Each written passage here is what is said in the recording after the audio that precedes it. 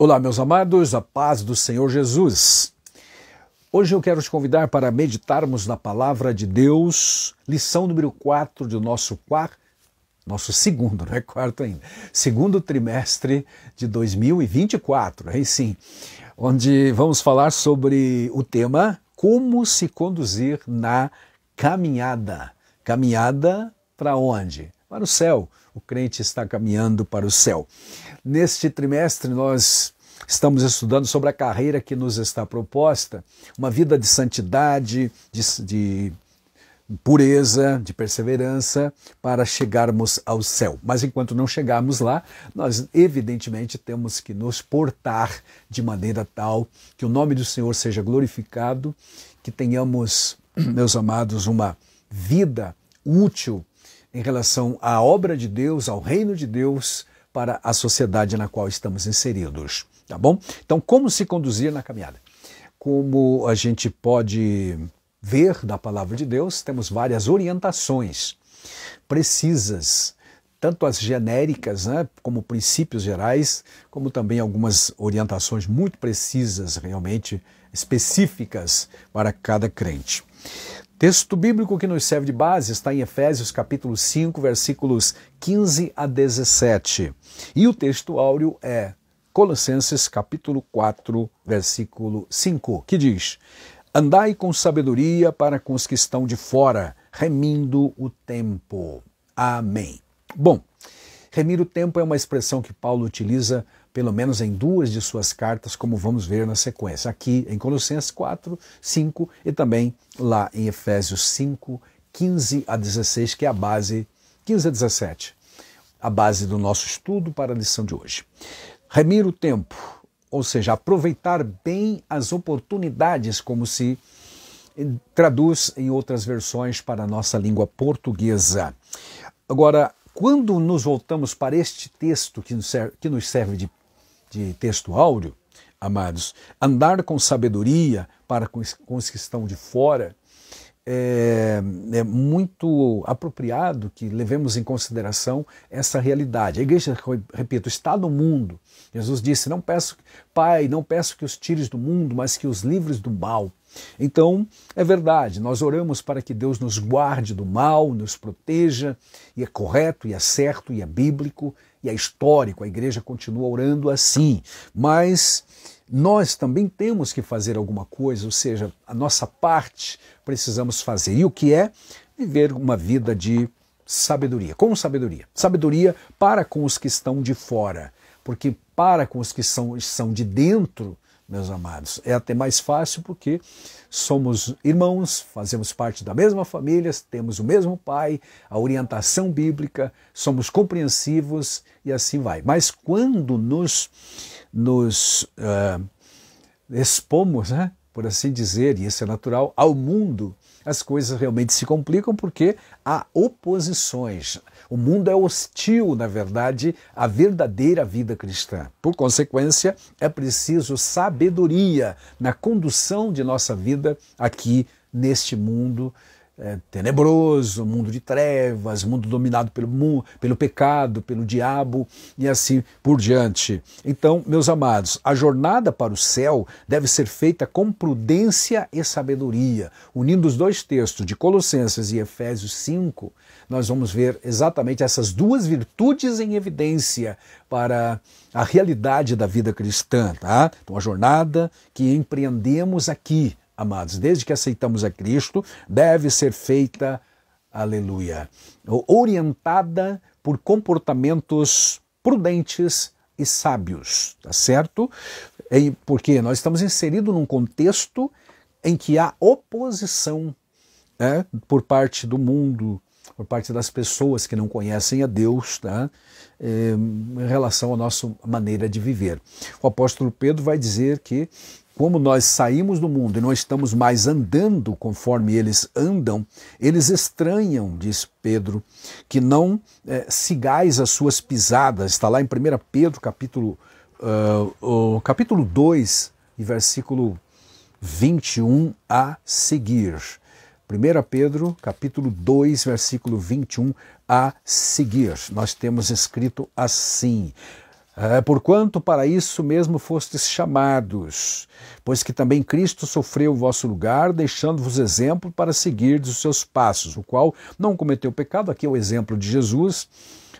Não cometeu pecado, nem dolo algum se achou na sua boca, pois ele, quando ultrajado, não revidava, com ultraje, quando maltratado, não fazia ameaças, mas entregava-se àquele que realmente julga retamente. Aqui o exemplo de Jesus que vai ser apresentado no ponto 1 da nossa lição. Mas eu dizia que Pedro escreve em outra parte da sua carta dizendo que as pessoas do mundo hoje estranham o viver do crente porque eles não andam mais naquela desabalada carreira como eles vivem e nós mesmos andávamos outrora. A maioria de nós viveu uma vida mundana antes de se converter, consequentemente uma vida realmente desregrada. Agora, hoje, nós temos a nos guiar a palavra de Deus, o ensino sagrado, e procuramos pautar a nossa vida numa conduta ilibada, que realmente dignifique a Deus, recomende o Evangelho de Cristo para as demais pessoas e seja, naturalmente, uma evidência de um bom testemunho para a glória de Deus. Repetindo, a jornada para o céu deve ser feita pelo crente, levando em consideração e sendo guiado pela prudência e pela sabedoria. Prudência é o cuidado, é o zelo para com as coisas que a gente faz e anda e fala e vive, e a sabedoria é exatamente a prática do conhecimento que a gente adquire, tá certo? Então vamos lá, lendo aqui. Por exemplo, em Efésios, capítulos 5 e 15, diz assim: portanto, vede prudentemente como andais, não como nécios, mas como sábios. Outra versão traduziu: portanto, vede prudentemente como andais, não como nécios, e sim como sábios. Na verdade é igual, né? Aí o verso 16: remindo o tempo por quantos dias são maus. Isso está no versículo 16. E o 17 diz: pelo que não sejais insensatos, mas entendei qual seja a vontade de Deus. Aleluia. Grande problema para muita gente é exatamente saber o que é a vontade de Deus de forma específica para a sua vida, de forma pontual, né, para o dia a dia do nosso viver. Olhando para a palavra de Deus, nós vamos encontrar tanto os princípios gerais que regem a nossa vida enquanto caminhamos para o céu, quanto também especificamente há orientações seguras para aqueles que estão peregrinando neste mundo em direção ao céu, tá certo? Então, a jornada do cristão aqui, amados, deve obedecer a esse padrão de conduta estabelecido pelas Escrituras Sagradas, tá certo? Por Deus, portanto, enquanto andamos para o céu. Há normas a serem cumpridas, a serem obedecidas, para que possamos verdadeiramente honrar a Deus, glorificar o seu nome, dar um bom testemunho para o mundo e auxiliar aqueles que ainda não conhecem a Cristo Jesus. Quando Paulo diz andar com sabedoria para com os de fora, é exatamente isso que ele quer dizer, né? Portem-se com sabedoria, sejam sábios, não nécios, andando de qualquer forma, ou sendo levado pelos ventos doutrinários, ou então pelas luxúrias, pela vanglória, pela vaidade do vosso sentido. E, segundo o curso deste mundo, conforme ele escreveu em Efésios capítulo 2 também, e o versículo 2. Tá bom. Bom, com isso, amados, como evidência do seu amor e cuidado, preparado para todos nós, em Cristo Jesus, nós temos aqui um caminho a ser trilhado, dado por Deus, tá? Que espera que cada um de nós viva à altura desta honra e dessa responsabilidade que nos foi dada, tendo Jesus Cristo como nosso modelo, como acabamos de ler lá em 1 Pedro 2, 21 a 23. Então, queridos, a lição está distribuída, né, mais uma vez, em 3 tópicos principais. O primeiro vai falar do padrão de conduta na caminhada cristã, padrão. O segundo tópico vai falar sobre fazendo a caminhada com prudência e sabedoria, especificamente falando das 2 virtudes. E termina falando ainda sobre vencendo os dias maus. Vencendo enquanto atravessamos os dias maus.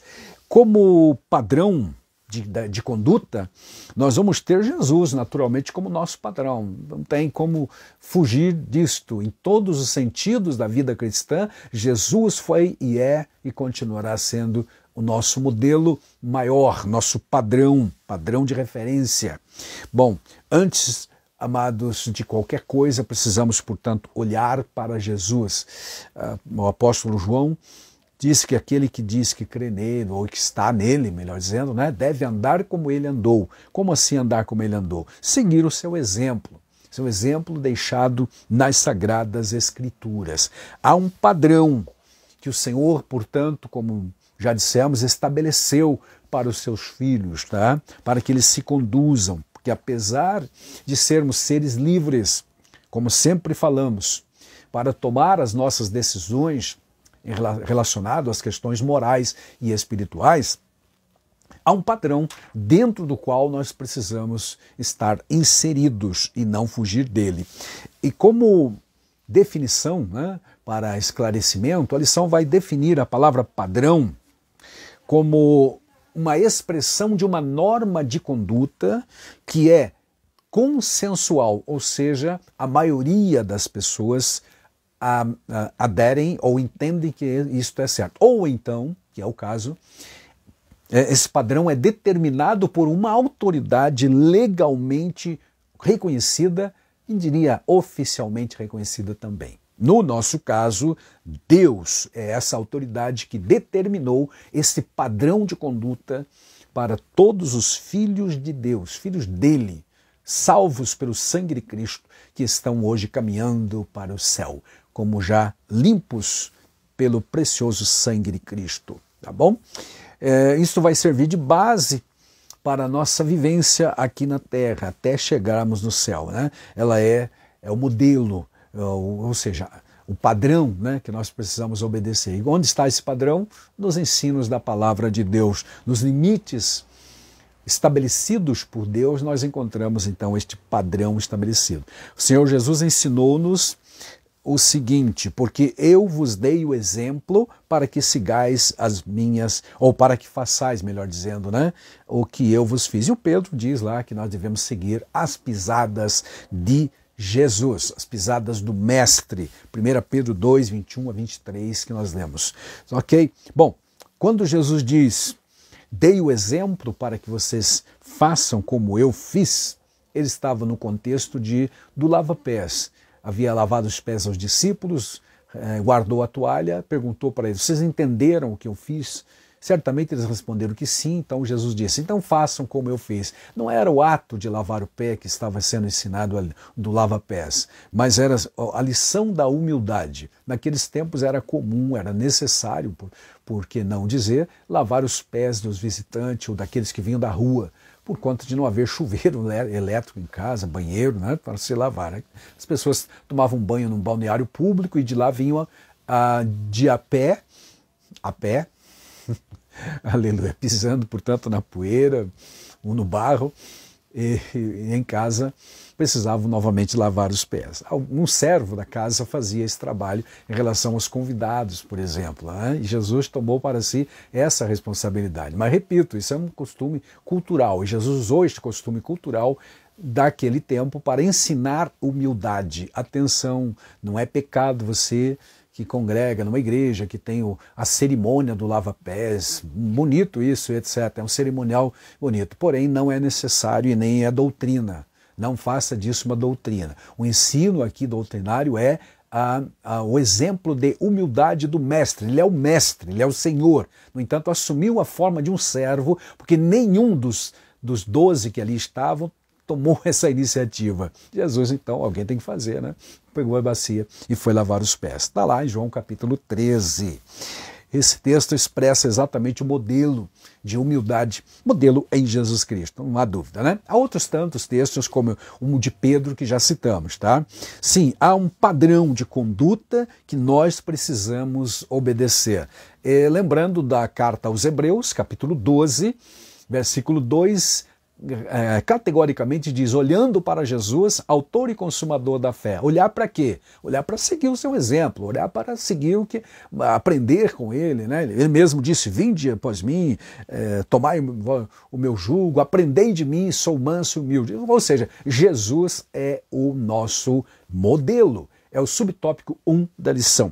No subtópico 2, nós falamos sobre fazendo a vontade de Deus, colocado aqui na forma gerundial do verbo, né? Fazendo.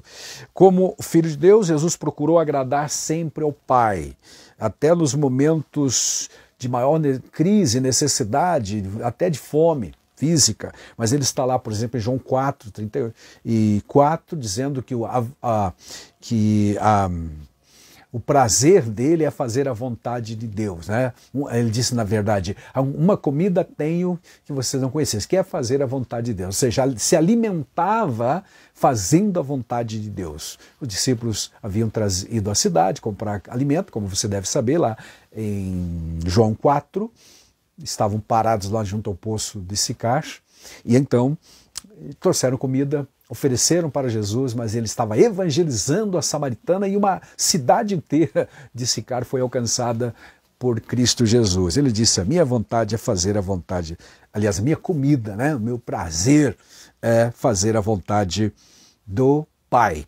Em 6,38 de João ele diz, desci do céu para fazer a vontade do meu Pai. Em 17,4 ele testifica em oração dizendo, glorifiquei-te na terra fazendo a tua obra, executando a tarefa que me deste para fazer, ou seja, fazendo a sua vontade. Mais uma vez é Jesus o nosso modelo em como fazermos a vontade do Pai.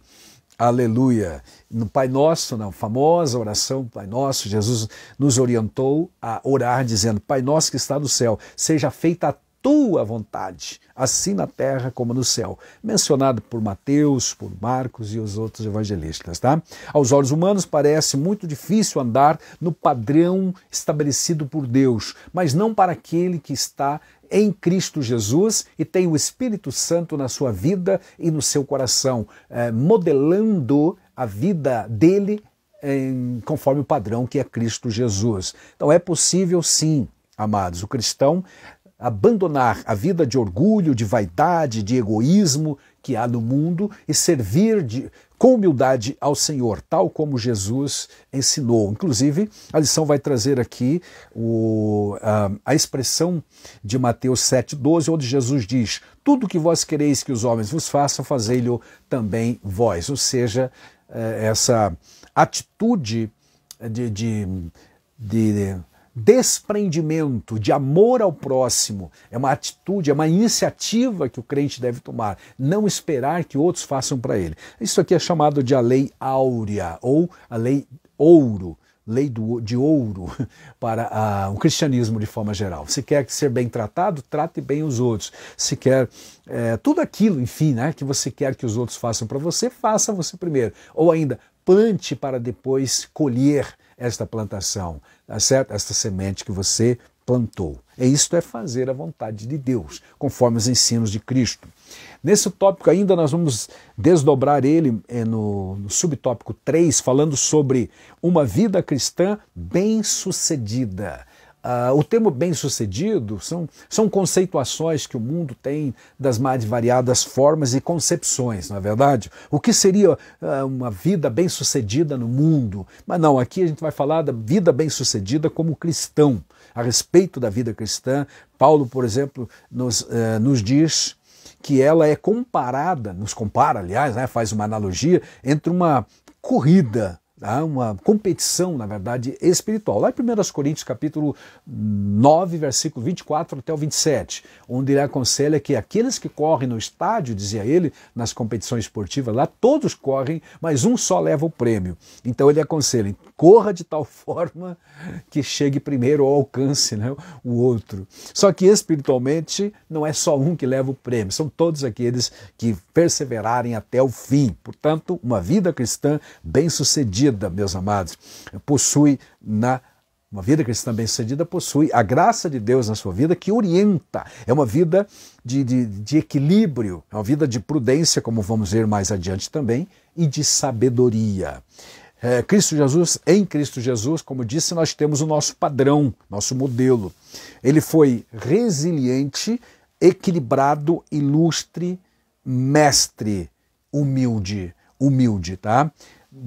Glória a Deus. E foi isso até o fim, né? Ele foi até a morte dessa forma. Resiliente, aquela capacidade, meus amados, que a pessoa demonstra de entender, de compreender, de ir avante. Resiliência, a capacidade de recobrar o ânimo facilmente ou de se readaptar à má sorte ou às mudanças constantes da vida. Certo? Isso é ser resiliente. Resiliente. É como uma borracha esticada que você solta, ela volta ao normal. Ou como aquela palmeira que é acossada pelo vento, ela literalmente se dobra, mas passado o vento ela retorna ao mesmo lugar. Ser resiliente é ser isto, é ser resistente. Repetindo, é a capacidade de se recobrar ou cobrar ânimo novamente, facilmente, ou se adaptar à má sorte, os maus dias que vai ser mencionado por Paulo aqui mesmo nesse texto de Efésios, tá? Ou as mudanças bruscas do mundo. E o mundo está mudando constantemente, nós precisamos, evidentemente, sermos resilientes e resistentes a tudo isso. E toda essa maneira de viver nós herdamos naturalmente do próprio Cristo, nosso Senhor. Portanto, a vida cristã deve ser bem-sucedida. O que é uma vida bem-sucedida, cristãmente falando? É viver para Deus, é viver sem se dobrar ao mundo completamente ou totalmente, desculpe, né? Não dar espaço, não dar lugar para o diabo, como escreveu Paulo na carta aos Efésios também, 4:27. Certo, amados? Resistir ao diabo, como também aconselhou o Tiago lá em 4:7 da sua carta. Glória a Deus, tá bom? Esse é o tópico 1, falando então do modelo que é Cristo, Jesus, nosso padrão, né? Nosso modelo de conduta, fazendo a vontade de Deus e uma vida bem-sucedida, cristãmente falando. Por falar nisso, na epístola aos Filipenses, Paulo diz que para ele o viver é Cristo, vida bem-sucedida. Aleluia. E o morrer é lucro. Lembra disso? Está escrito lá em Filipenses, verdadeiramente, né? Jesus disse, eu vim para que tenham vida e a tenham em abundância. Ser resiliente é viver esta vida também. Aleluia. Abundante, vida abundante. Isso é ter uma vida bem-sucedida nos padrões de Deus, dentro da orientação do Senhor nosso Deus, não nos padrões do mundo. Ok?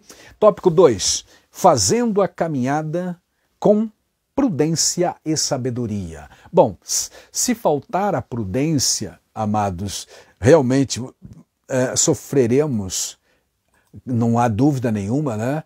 Problemas sérios. Quantas pessoas já não foram derrotadas, sofreram, levaram tombos pela vida por falta de prudência, porque a prudência olhada de forma negativa, ou seja, quando não há prudência, amados, a vida corre perigo, corre problemas, aliás, enfrenta problemas e não sabe os resolver, e pode até ser realmente destroçada no meio do caminho. Tá? A prudência é uma virtude, como vimos, chamada pelos antigos de cardeal. Ela desencadeia todas as demais. Agora, olhada no ponto negativo, a falta de prudência na vida de um salvo é a causa de muitos problemas pelos quais os crentes muitas vezes passam. Problemas sérios, às vezes perigos fatais, né? Problemas fatais. Que Deus nos ajude. Então, aqui no tópico 2 falamos dessa prudência e sabedoria. Primeiro definimos o que é prudência, biblicamente, tá?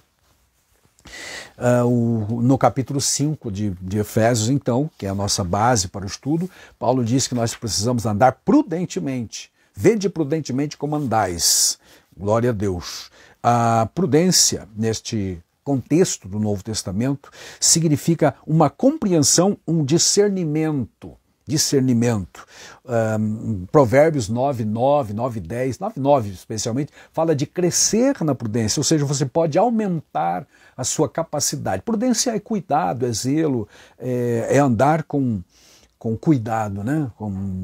com parcimônia, né? Em tudo isso. Então, realmente, prudência, a virtude que nos faz prever, antever ou sermos proativos, diz lá em Provérbios 22:3, né, que o avisado vê o mal, ou o prudente vê o mal e se prepara e desvia dele e assim vai, tá? Então essa prudência nos faz evitar, amados, as inconsequências da vida, evitar também os perigos, tá? E se eles acontecerem, a gente está precavido e sabe que vai acontecer, ok? É cautela, é prevenção, tudo isso é prudência.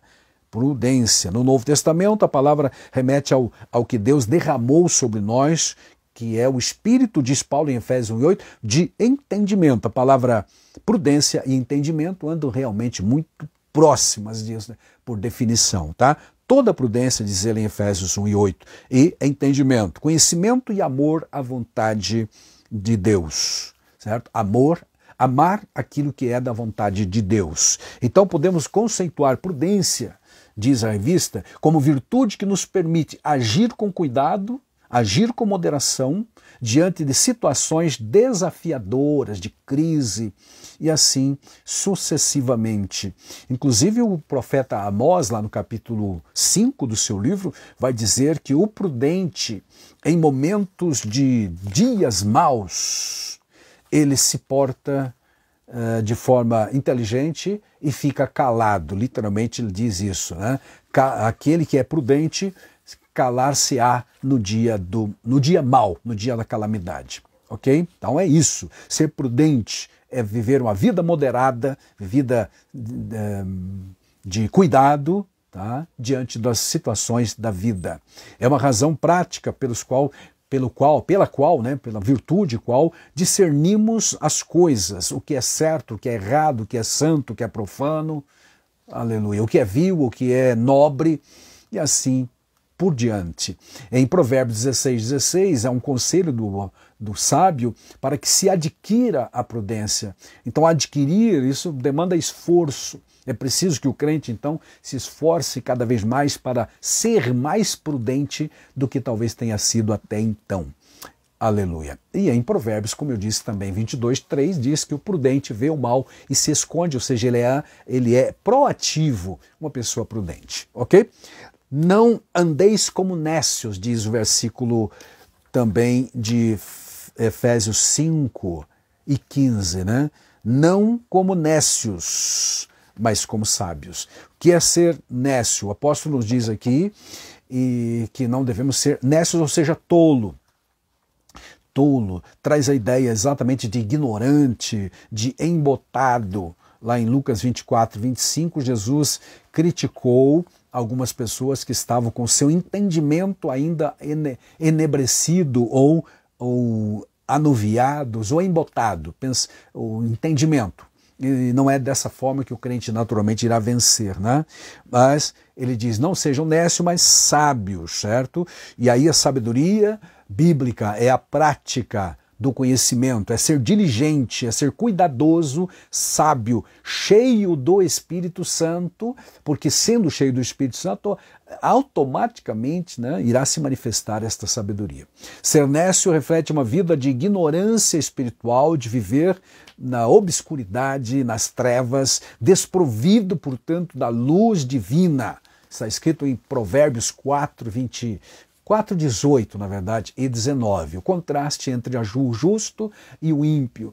Diz que a vida do justo é como a luz da aurora, que vai brilhando mais e mais, até ser dia perfeito, mas que a vida do ímpio é como a escuridão. Eles nem sabem no que tropeçam porque andam nas trevas. São os nécios, os tolos, sem entendimento espiritual das coisas. Então esta caminhada, é isso que a gente está falando no tópico 2, fazendo a caminhada com prudência e também com sabedoria, tá? Não ser nécio. Por isso o apelo do apóstolo ao crente é: vede prudentemente como andais, tá? Observe como é que você está andando, tá? Dirija com cuidado, diz a placa de trânsito, aconselhando os motoristas. E a Bíblia nos aconselha algo muito parecido, né? Dirija a sua vida com cuidado neste mundo cheio de destroços para todo lado, de obstáculos os mais variados, tá certo? Seja cuidadoso com você mesmo, Cuide, guarde o que você tem, é um hino que a gente cantava e ainda canta nas nossas igrejas, né? Quero que valorize o que você tem, guarda o que você tem, diz o Apocalipse também 2:10, né? 3:11 também, tá? Guarda o que você tem, glória a Deus. Aí está, vede prudentemente como andais. Em outras palavras, seja prudente. Ah, o apóstolo deixa claro que os que vivem na carnalidade, vivem no mundo, vivem no pecado, vivem na carne, literalmente Romanos 8:8 diz isso, não podem agradar a Deus. Veja, ele não disse que é difícil agradar a Deus, ele disse que não pode, não consegue. A natureza humana que não está transformada pelo poder de Deus não consegue agradar a Deus, por mais bondosa, humana e humanista que seja, diante da orientação divina, ele não alcança esse padrão espiritual. Que Deus nos ajude para que possamos, enquanto fazemos essa caminhada, realmente, amados, façamos com prudência e sabedoria, para não tropeçarmos por aí. Se você pratica a sua caminhada ou corrida de rua, você sabe bem exatamente o que é isso, né? Então, ande com prudência, ande com cuidado, para não causar lesões, tá, no seu organismo, levar uma queda, se machucar ou machucar os outros também. Certo? Cuide de você mesmo. Veja como você está se conduzindo na caminhada. Tá? Cuide, seja prudente. Nunca será demais a prudência, dizia um pastor antigo com o qual trabalhamos. Né? Prudência e caldo de galinha não faz mal a ninguém. Caldo de galinha até pode fazer mal, mas a prudência não faz mal a ninguém. Amém? Glória a Deus. Terminando este tópico 2, nós falamos sobre andar com sabedoria, né? Andar como sábios. Glória a Deus. O adjetivo que Paulo usa aqui, diz o autor do comentário da lição, é uma palavra grega e traz o sentido de hábil e perito naquilo que faz. Então, ser sábio é ser hábil. Esse adjetivo descreve, em essência, a vida do cristão dirigida pelo Espírito Santo. É estar submissa ao Espírito Santo e deixar ele comandar a sua vida. Mas, repito, não é apenas como uma máquina, como um robô. Não, você tem livre-arbítrio e precisa estar em sintonia fina com a direção do Espírito Santo e ceder a ele essa prerrogativa de orientar e inspirar o que você vai fazer. Andem no Espírito é o conselho da Bíblia Sagrada nas epístolas.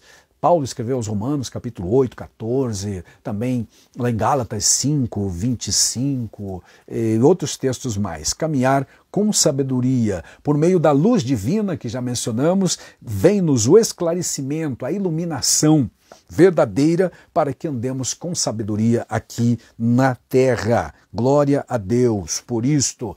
Hebreus 12, 14, não custa lembrar aqui, fala de que precisamos seguir a paz e a santificação, sem a qual ninguém verá o Senhor. E aí vamos nos tornando cada dia mais parecidos com Cristo, tá? Mais transformados na imagem daquele que é o nosso Salvador e o modelo maior para as nossas vidas, como temos falado aqui. Certo, amados? Enquanto caminhamos, então, precisamos de tanto da prudência, que é o cuidado, o zelo, a cautela, a precaução, mas também a sabedoria, que nos torna hábil e perito naquilo que estamos fazendo, conforme o adjetivo usado por Paulo ali, o sábio. Glória a Deus. Muito bem. Para encerrar, nós temos então o tópico 3, falando de vencendo os dias maus. Remindo o tempo é a expressão que ele usa, tanto lá em Colossenses 4, quanto em Efésios 5 e 15. 15 e 16, na verdade. 16. Ali ele apresenta o verbo remir, traduzido do grego como uma palavra que significa pelo menos duas coisas que o autor do comentário da revista nos traz. Redimir no sentido de comprar, pagando um preço lá no mercado de então, né? Até mesmo mercado escravo, tá? E 2, comprar para uso próprio, não para revender, mas comprar para si mesmo. Comprar para uso próprio. Então podemos dizer que remir é uma expressão usada por comerciantes, é uma expressão do comércio de então.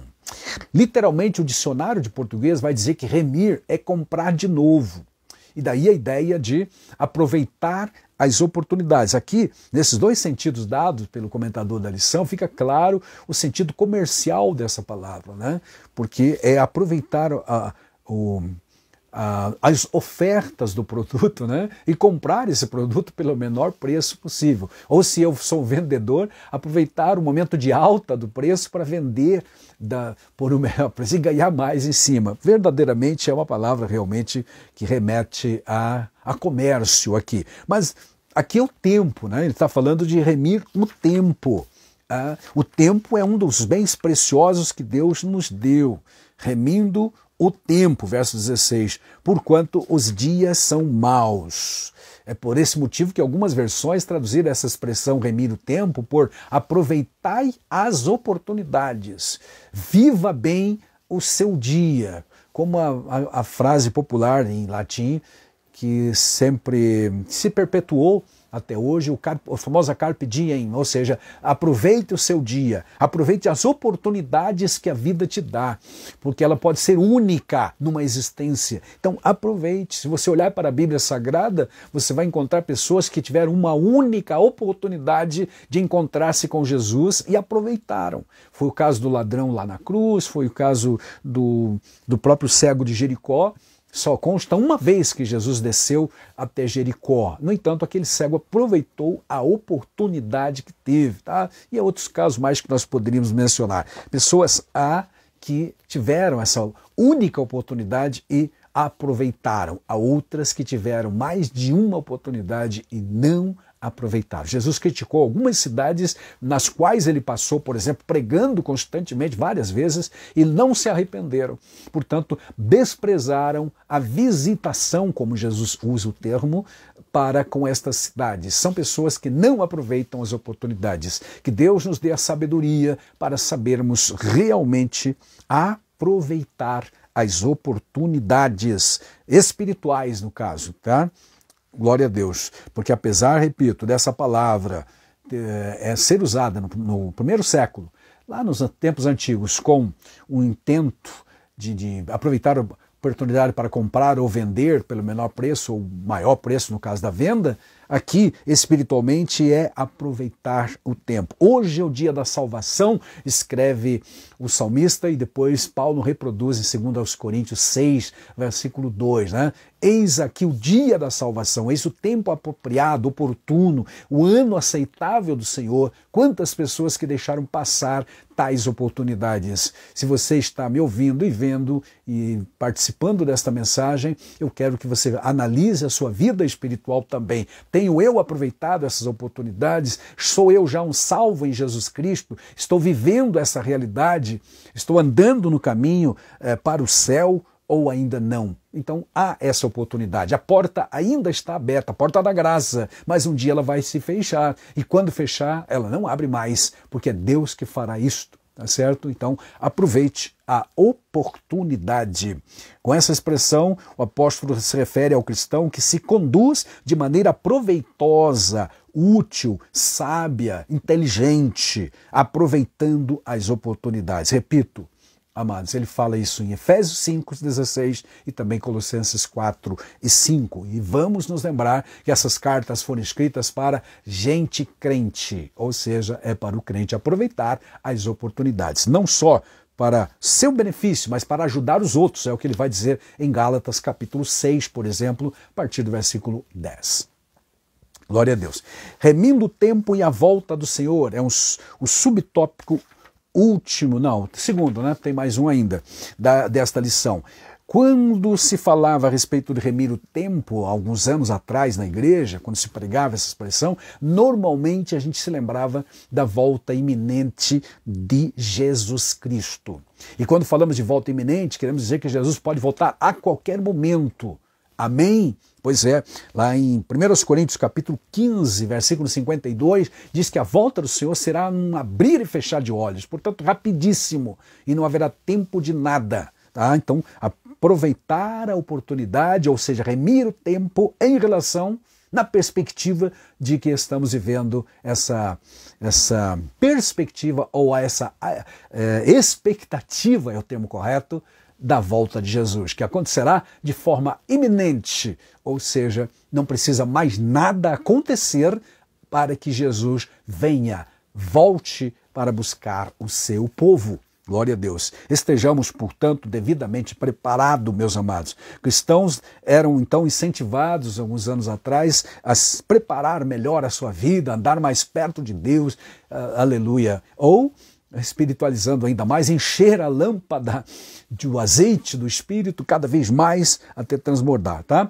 Assim, amados, a perspectiva da iminente volta de Jesus deverá nos incentivar, nos mobilizar para vivermos uma vida mais cheia do Espírito, mais santa, mais perto de Deus e preparada, com mais prudência também, porque a sua volta realmente é certa. Filipenses 4:5 diz, perto está o Senhor, e ali é uma conotação escatológica. Tiago 5:7-9, o apóstolo refere-se à vinda do Senhor, está próxima, diz literalmente ele. Então está próxima mesmo, tá? É iminente, pode acontecer a qualquer momento. Esperamos, aleluia, a qualquer momento a volta do Senhor, nosso bendito Mestre, que virá para nos buscar e levar-nos com ele, tá?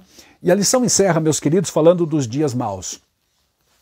Outra expressão chamada, ou referida, melhor dizendo, por Paulo aqui, é sobre os dias maus, em 5:16 de Efésios. Mas ele vai falar também desses dias maus lá no capítulo 6, um pouco mais adiante, quando aconselha o crente a tomar a armadura de Deus. Ele diz que a gente precisa tomar toda a armadura de Deus para resistir nesse dia mau. Resistir no dia mau, está lá, está no capítulo 6, versículo 13. Portanto, tomai toda a armadura de Deus para que possais resistir no dia mau e depois de ter desvencido tudo, permanecer inabaláveis. É o conselho de Paulo, então essa expressão dias maus é muito própria do apóstolo Paulo, indica essa urgência do tempo que vivemos certamente, né, nesta época, tá? Ele revela que estamos inseridos numa sociedade dominada pelo mal, pelo pecado. Ela é mundana, realmente, e 1 João 5,19 pode ser lembrado aqui, referido aqui, né, onde o apóstolo escreve, o mundo, sabemos que somos de Deus, diz ele na parte A do versículo, e o mundo inteiro jaz no maligno. Sabemos que somos de Deus e que o mundo inteiro está mergulhado no maligno, tá? Dominado pelo pecado, pelo sistema do mundo, sistema dominado por Satanás. Este é o mundo que nós vivemos. Não podemos nos conformar com esta possibilidade, com o mundo, como disse também Paulo em Romanos capítulo 12, 1 e 2. Não vos conformeis com este mundo, mas transformai-vos pela renovação da vossa mente, do vosso entendimento das coisas. Porque estamos nessa jornada vencendo esses dias maus, e para vencer esses dias maus é preciso identificar esses dias maus. Se eu não reconhecer que estamos vivendo esses dias maus, não vamos se eu não reconhecer, não vou lutar contra isso, nem tomar a armadura de Deus para resistir no dia mau. Vou achar que está tudo bem e relaxar. E não podemos relaxar, tá? Não podemos nos conformar com essas coisas, ser insensatos ou tolos. Nós realmente vivemos o tempo do dia mau. Qual seja a vontade de Deus, é o desejo que Paulo tem de que os crentes conheçam. Está no versículo 17, né?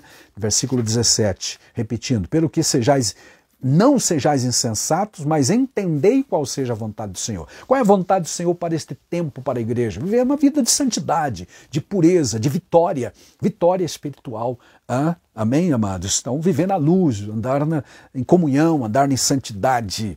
Desse modo, a vontade de Deus tem a ver com o cristão de forma geral, aliás, na sua vida como um todo, mas na particularidade da sua vida também. Como faço isso? Praticar o bem, praticar as coisas boas, viver para Deus. Gálatas 6:10 fala de servir os outros enquanto há tempo, enquanto temos oportunidade. E Hebreus 10:25 fala de congregar-nos e não deixar a congregação como é costume de alguns, ou seja, não deixar de congregar, de estar junto, como é costume de alguns desigrejados, tá certo? Então aqueles que realmente fazem parte do corpo de Cristo, conforme Atos capítulo 2, 42 a seguir, diz que todos os que criam viviam juntos, estavam juntos, unidos, porque unido a gente é mais forte, você sabe disso, né? Apesar de virar chavão, é verdade. Unidos nós somos mais fortes. Glória a Deus. Tá certo, meus amados? Esta então é a lição número 4 que nós temos para estudar este final de semana, com a graça de Deus, tá? No dia 28 de abril será a aula presencial com esse tema maravilhoso, tá? Como se conduzir na caminhada, tá? Não se deixe conduzir por outros, conduza você a si mesmo com sabedoria, com prudência, honrando ao Senhor, não como nécios, mas como sábios, diz o apóstolo Paulo. Aleluia, servindo, conhecendo a vontade do Senhor para este dia, para esta realidade, para a sua vida em particular também. Nossa caminhada para o céu é tracejada, né? Ou melhor, ela é marcada por obstáculos, por lutas, por provas, mas nós temos a iluminar-nos a palavra inspirada de Deus e o Espírito Santo que está constantemente em nosso coração, que prossigamos assim, meus queridos irmãos, andando para o céu, tá bom? Sabendo nos conduzir de tal forma que honremos a Deus e sejamos uma luz a brilhar como testemunho para os incrédulos deste mundo. Aleluia. Brilhando, como diz Paulo aos Filipenses, no capítulo 2, lá pelo versículo 15 e 16, como astros neste mundo tenebroso. Em nome de Jesus, Deus te abençoe. Até a próxima. Amém.